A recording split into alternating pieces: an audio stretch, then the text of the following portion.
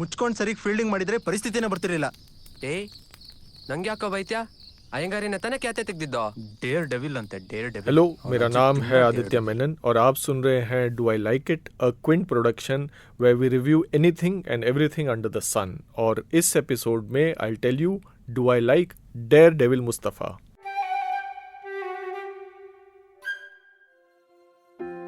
Now, Daredevil Musthafa is a Kannada film directed by Shashank Soghal. It's presently running in cinemas in Karnataka and it's also available on Amazon Prime.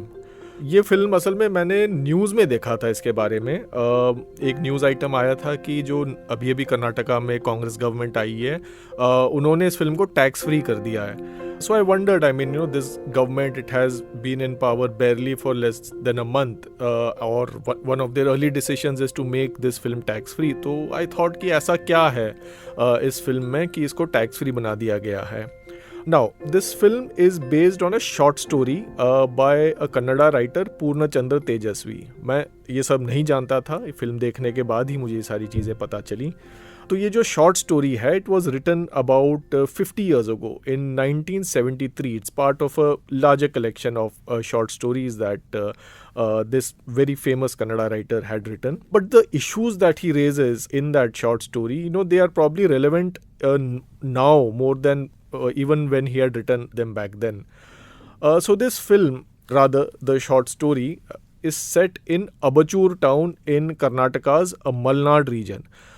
ये जो Malnad reason है, ये जो western Ghats हैं जो महाराष्ट्र से शुरू होते हैं और केरला तक जाते हैं, तो कर्नाटका का जो हिस्सा है घाट्स का, उस रीजन को मलनाड रीजन कहते हैं. So this entire film it revolves around a small college in this obscure town. All the students who go to this college are Hindus and their leader is this person called Ramanuj Ayangari. As the name suggests, he is a Brahmin from a very high, even within Brahmins, from a very high subcaste of Brahmins. And in the film, it's shown that this person, due to some backstory, has a certain bias against Muslims. And obviously, because he has this bias, the gang of which he is the leader, they also act with that kind of a bias.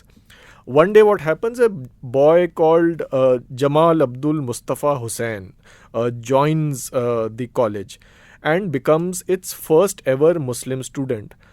अब क्या होता है कि जैसे ही लोग ये roll call में नाम सुनते हैं जमाल अब्दुल मुस्तफ़ा हुसैन, उनके दिमाग में कुछ based on their own stereotypes about Muslims अपने अपने इमेजेस बनने लग जाते हैं. और वो थोड़ा ह्यूमरस तरह से इस फिल्म में दिखाया है कि some people start imagining कि ये ज़रूर टीपू सुल्तान की फैमिली से होगा, या फिर ये रोज़ परफ्यूम में नहा कर आता होगा, ये रोज़ कम से कम 4-5 जानवर तो ज़रूर ये स्लॉटर करता ही होगा. और तो वो कार्टून के फॉर्म में these biases are shown. So instead of being preachy, the filmmakers and also the author, they've treated it in a very humorous way.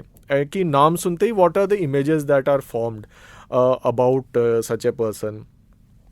Of course, I mean, the film also deals with some of the more serious stereotypes and biases that exist about Muslims, particularly, जो allegations, जो alleged love jihad की बात की जाती है कि Muslims Hindu लड़कियों को गुमराह करके अपने धर्म में convert कर लेते हैं, or that they always attack Hindu festivals. So those kind of like more serious biases, which these days a lot of hate speeches are made carrying those biases, and a lot of violence is also carried out based on these kind of negative stereotypes. So उन चीज़ों को भी deal किया है, but even that has been done in a manner that is not overly preachy or overly controversial. Everything has been treated in a slightly light-hearted way. Even this जो बात की जाती है कि cow slaughter, even the cow slaughter issue, it's such a contentious issue, but in the film they have dealt it in a semi-humorous way while not being disrespectful of anything. कुछ film में मुझे एक आध चीज़ें और funny लगी, वो positive stereotyping भी हुई है मुस्लिम्स की कि you know that Muslims are good fast bowlers and they are better at football than they are at cricket, and Brahmins on the other hand are better at batting than they are at bowling. So these are, I mean, very funny stereotypes, but sometimes if you look at whatever the history of sports has been in the country, there has, I mean, all said and done, you know, we have had some very good Muslim fast bowlers. You know, fast bowling in India wasn't the same before Zahir Khan came in, or Irfan Pathan, Mohammad Shami more recently. So there is probably some truth to this, you know, positive stereotyping as well. So yeah, तो एक उस किस्म की stereotyping भी है इस film में. And Mustafa again is shown as a very good sports person who sort of sort of with his skill and his general good humor and good behavior and his talent, and is able to win over many of the students in the college who had this bias against him.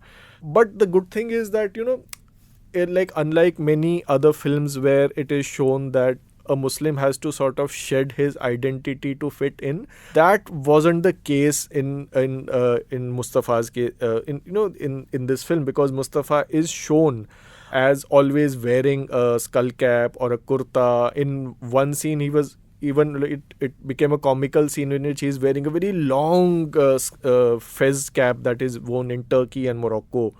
And of course that becomes a very important motif in the film. If you watch it, you'll get why that was significant. Also, I think they used some of these motives like the skull cap, the fez cap, to sort of talk about the hijab ban. That became a very big issue in Karnataka, but without actually bringing hijab into the picture. So through this cap and through another cap that another non-Muslim student was wearing, they sort of dealt with that issue and dealt with how absurd some of the objections to the hijab were, without again bringing it in your face. So yeah, these are some of the ways in which day-to-day communalism has been challenged in this film. And I think the eventual message of the film is how people can come together and shed their biases and sort of get to work together, play together, live together, while keeping one's own identities intact. So that's roughly the message of the film. But the film does it without, you know, giving us too much of gyan or making us feel guilty or making one side feel bad or another side feel bad. So they do it in a humorous way. I think what's also important in this film is, of course, what has been shown, but also how it was made. The director, Shashank Soghal, he said in an interview that he didn't find any producers for this film. No one was willing to fund this film. So this film was entirely crowdfunded. He said that one day he just put up a post on Facebook and invited people to come and fund a film that is based on a short story by Poornachandra Tejaswi. Now the popularity that this author has in Karnataka, that people who love his books, who love his writings, they, out of their love for that writer, decided to fund this film and said that, you know, this film needs to be made because, you know, it is an important story that this author had written, and also because it's important in the times that it is being told. You know, like rather the film is being shown in times in which there's a lot of communal hatred and a lot of biases against a particular community. So people thought that, you know, this film would actually send a good message and would be a perfect tribute to this phenomenal author, Poornachandra Tejaswi. So the film is entirely crowdfunded, and the director says that there are over 100 people have produced this film. So the manner in which this film was made and the way people came together to make the film, to even promote the film, it was entirely done out of love for this author, Poornachandra Tejaswi. A little bit about this author. I mean, I didn't know. Again, I just heard his name before. After watching the film, I did a little bit of Googling on who this author was, what his other works were. So he lives again in this Malnad region where he sets most of his stories. He writes mostly on small town Karnataka and the lives of common people in these small towns. Some of the issues I think that matter most to him are communalism, caste biases, and also superstition, and the superstitious and problematic sides of religion, and like not just Hindu religion but all religions as such. So there's and also he believes, I think, in a great deal in the need to conserve the environment, especially given the precarious nature of the Ghat region that he stays. So yeah, these are some of the themes that exist in Poornachandra Tejaswi's writing. And I think what the filmmakers thought, that his writing and his ideas are more relevant even now, and not just the communalism part, but also aspects like unscientific thinking, not caring about the environment. These are some of the evils that need to be talked about. So I think that's why they decided to sort of get people to get back to this author and to revive interest in this author's writing, and they made this film.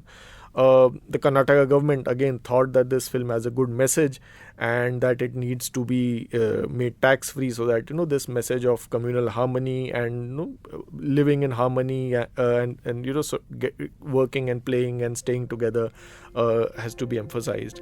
I would really think that this film, everyone should go and watch this film either in theaters or on Amazon Prime, and especially if people want a slightly light-hearted time and they want to watch a movie in which sports has a very critical role, I think they would also find this movie interesting. So this was my review of Daredevil Musthafa. This was Aditya Menon, and I'll see you in the next one.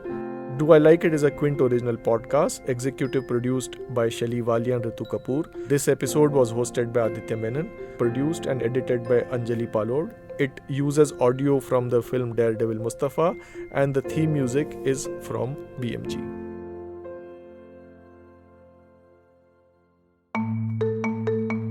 You were listening to the Quint's podcast.